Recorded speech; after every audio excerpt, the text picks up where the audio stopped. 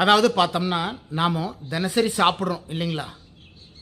சாப்பிடும்போது நாம் எப்படி சாப்பிடணுங்கிறத மெய்ஞானிகள் நம்முடைய ஸ்கிரிப்சர்ஸில் ரொம்ப தெளிவாக கொடுத்துருக்குறாங்க. நீங்கள் அதை ஊடுருவி பார்த்தோம்னாக்கா நாம் இன்றைக்கி சாப்பிட்றோம்.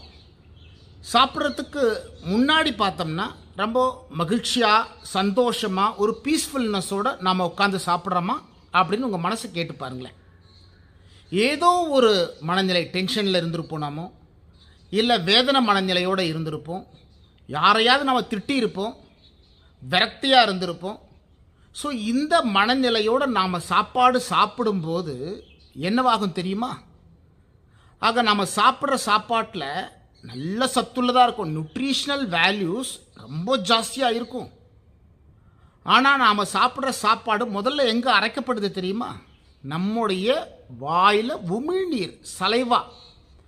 இந்த சலைவாவில் பார்த்தோம்னா நிறைய சத்துக்கள் இருக்குது, அதில் நிறைய என்சைம்ஸ் இருக்குது. இதுதான் என்ன பண்ணுது, ஆக நம்ம சாப்பிட்ற சாப்பாட்டை கூழாக்கி ஆக வயிறு பகுதிக்கு அனுப்பிச்சு சிறுகுடலுக்கு அனுப்பிச்சு சிறுகுடலில் ரத்தங்களோட கலக்க வைக்குது. அப்போ நம்ம உமிழ்நீர்லேயே நாம் சாப்பிட்ற சாப்பாட்டினுடைய தரம் குறைஞ்சிருது. அதுக்கப்புறம் நம்முடைய சிறுகுடலில் அது போய் சேரும்போது என்னவாகுது, அதனுடைய சத்துக்களை எல்லாம் உரியக்கூடிய கெப்பாசிட்டி ஆக நம்முடைய சிறுகுடலுக்கு கம்மியாயிருது.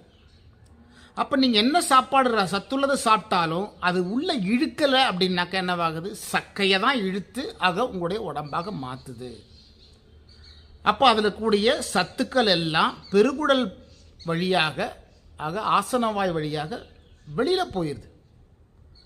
ஆகையினால் நீங்கள் என்ன சாப்பாடு சாப்பிட்டாலும், நான் நல்ல சத்துள்ளதை தானப்பா சாப்பிட்றேன், ஆனால் பார்த்தோம்னா என் உடம்பே பிடிக்க மாட்டேங்குது, நான் சத்துள்ளதை தான் சாப்பிட்றேன், ஆனால் பார்த்தோம்னா எனக்கு இப்படி திடீர்னு நோய் வந்துருச்சு, இந்த நோய் வருது, அந்த நோய் இருக்குது, அந்த நோய் இருக்குது, ஆனால் நம்ம பார்த்தா கால்குலேட் பண்ணி தான் சாப்பிட்றேன், டாக்டர் சொல்கிற மாதிரி தான் சாப்பிட்றேன், ஆனால் சாப்பிட்டாலும் அந்த நோய் குணமாக மாட்டேங்குது. அந்த மருந்து சாப்பிட்றவர்களும் நல்லா இருக்கு, மருந்து விட்டோம்னா பார்த்தோம்னா திருப்பி பலவீனம் ஆயிடுது, உடம்பு நோய்கள் வந்துடுது.